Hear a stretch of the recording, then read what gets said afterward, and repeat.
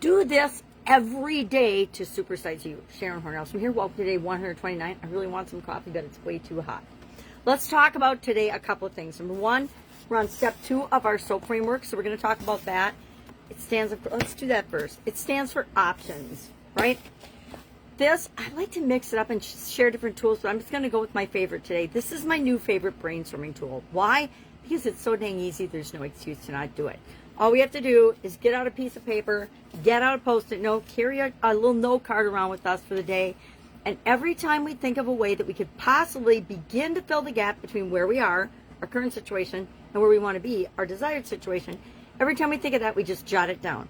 Then at the end of the day, we're going to look at that, and we're going to choose our top 3. What are the 3 we're most likely to act on? Because tomorrow we're going to act on them. Pre-shadowing, presupposing that you're going to do this assignment because it's super easy.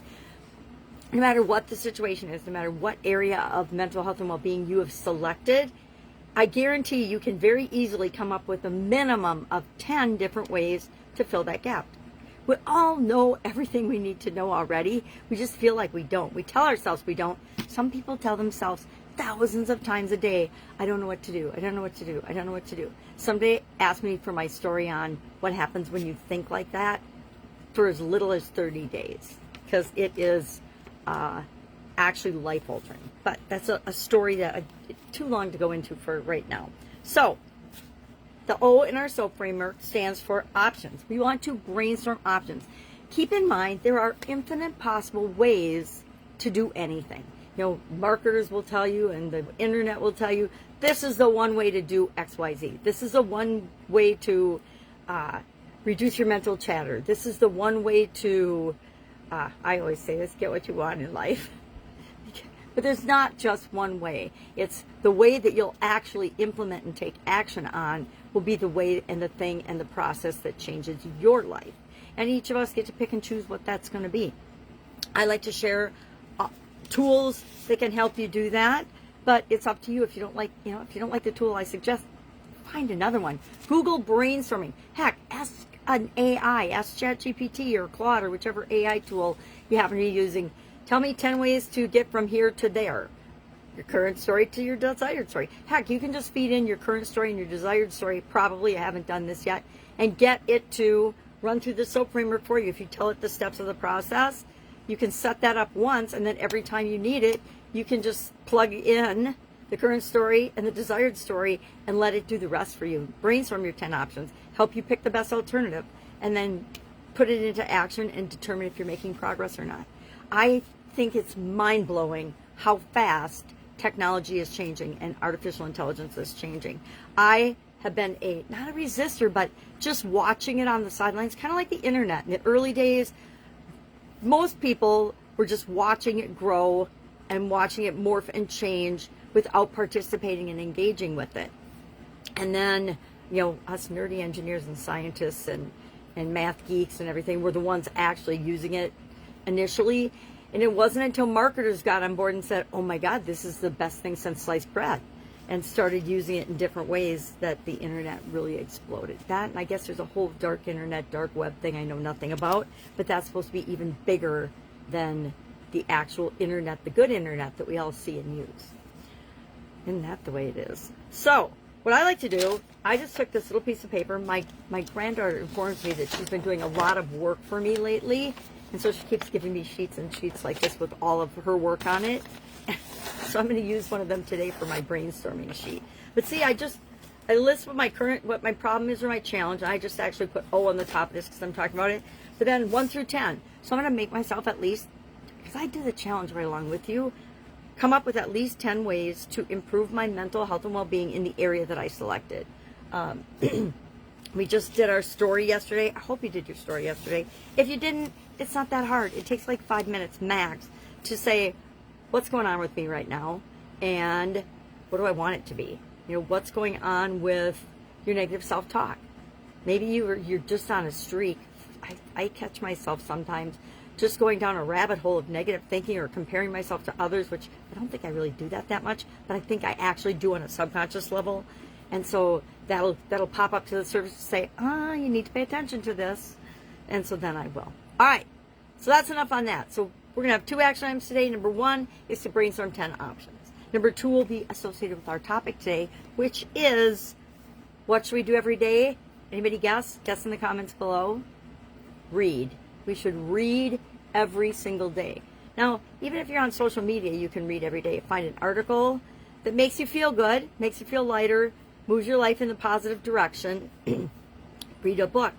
Say, I'm going to read X number of pages of a book every single day, and then hold yourself accountable to doing it.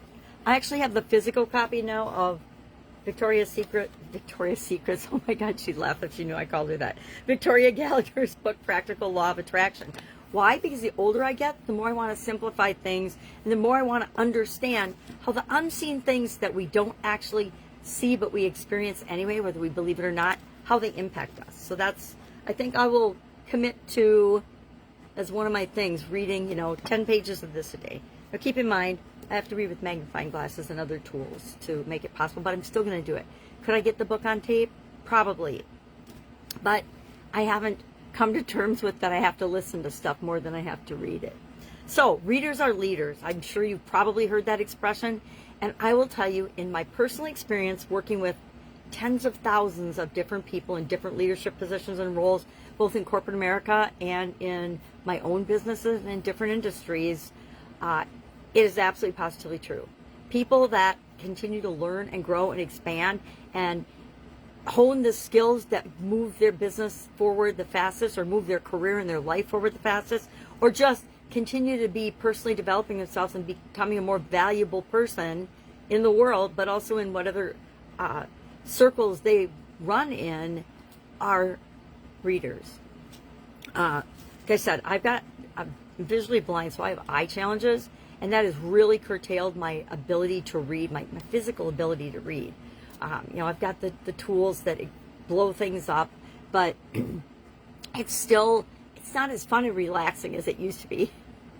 And so I'm excited to see, I heard Elon Musk is inventing like digital eyes and things. I might need one of those. Anyway, I digress. Reading and success have a direct correlation between one another in any area and aspect of our life. If you have a challenge in any area and aspect of your life, one of the quickest, easiest, usually free ways you can deal with that, I know this is separate from AI now because I think a lot of people are just asking AI, which I will caution you, AI is a machine. It is not a living entity. It is not of a soul. It should not be your counselor in terms of mental health and well-being. I'm just going to say that right out. Do not use AI as your psychologist or psychiatrist. Totally dangerous. And they've done studies and they've found now that AI will tell you anything and everything you want to hear because it wants you to be liked. So if you're actually batshit crazy, it will reinforce that for you and cause massive damage not only to you, but maybe to things and people and places outside of you. So I caution you on that.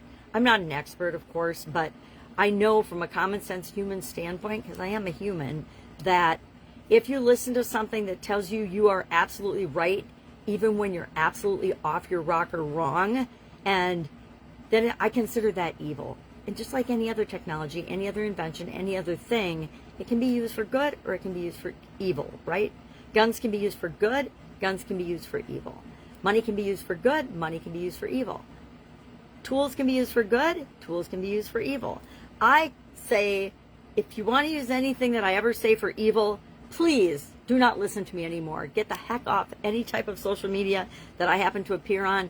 And for God's sake, do not send me a friend request. All right. So readers are leaders. Reading expands our knowledge. Why, I cannot tell you how many people I've run across that they read through high school because they had to. They read in college because they had to. They got out of college and they didn't pick up a book for 5 years or longer. Anybody else know anyone like that? I know so many people like that. Or they only read novels and things after that, or mysteries, or whatever is their favorite genre. I have a friend named Abel Beckford who's I call her the queen of reading. She is an absolute genius when it comes to applying the knowledge from what you read and reading strategically, she calls it. I took one of her programs, geez, years ago now, and it taught me it's okay to take a nonfiction book and pick and choose the parts you want to read and only read those parts. Who knew we needed permission to do that? Sometimes we just need somebody else outside of us to say, hey, did you ever think of doing this? Because you really don't need to read the whole book. Most books are 80% filler and descriptions and 20% content. Pick and choose the 20% content. Read that. Read the stories that reflect and embellish that if you need them to understand how to internalize the lesson, but then move on. The other thing I learned, and I did not learn this from her, but I've always kind of had a multiple source rule when it comes to reading books. This is just me personally, but I'm sure other people do this too. When I read a book, I am seeing one person's interpretation and vision and version of a topic. When I read 5 books or more, and I mean this strategically read, I will pick and choose the pieces that are aligned and make sense with me, and then determine how I'm going to apply that knowledge in my life. I highly recommend that you do that, because otherwise, if you get in an echo chamber, just like with AI, of somebody repeating back to you what you want to hear, you're going to be in big trouble, because you're going to make mistakes. You're not going to do it on purpose. You're going to say, I'm reading every day, da da da da da. Why isn't this working for me? Well, it's because you're not reading enough breadth, enough different types of things, probably. CEOs read an average of 60 books a year. I think this is fascinating. Average American reads 4 books a year. And I find that fascinating, because I think there are probably 80% of the population doesn't read any books a year, and the 20% of the population reads all of the books a year. I would like somebody to statistically tell me if that's true or not. So what are we going to do today? We are going to commit to reading 20 minutes a day starting today, 20 minutes a day. I don't care what you read. I just want you to read something that makes you a better human being. If relaxing and reading steamy romances makes you a better human being in some area and aspect of your life, do that. If reading mental well-being, growth type, I can think of so many mental health and mental well-being books. If you'd like some recommendations on that, just ask in the comments below and I'll give you some of my favorites. But just like the people we hang around with impact our mental health and well-being, the things we consume, what we put into our brain, positively or negatively impacts our mental health and well-being. If you're doom scrolling, I love that term, by the way. Until I went onto the school platform, I'd never heard the term doom scrolling. But then as I go off to produce my content every day, I catch myself getting sucked into the negativity, right? And all the craziness that's going on in the world outside of me that I really have zero control over. So why do I want to feed that negativity to my brain? Time out again. I don't want to. I recommend you don't either. But make reading part of your daily routine. Whenever it works best for you. I usually read right before I go to bed, because like my gratitude journal, I'm not going to forget it, because it's part of my bedtime and my evening routine. Up to you. Figure out, like everything else you learn in here, what works for you. Do that. Test it and tweak it and improve it along the way. You know, continuous improvement is one of my core values, obviously. And then keep doing it as long as it's working and serving you. And then if it stops working, find out, be a little self-aware. Why is this not working for me anymore? Because maybe something's changed in your life.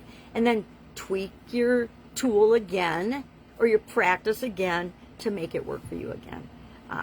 Because we are continually improving human beings. And so this is one of those ways that everybody can actually make their life better. Now, I know people that hate reading, but once they make it a practice, they become avid readers and love it, and proponents of, hey, you got to read.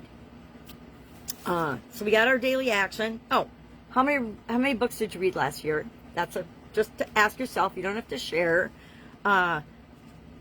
What topic or challenge or subject are you just interested in, and you would have no problem saying, I haven't read anything about that yet.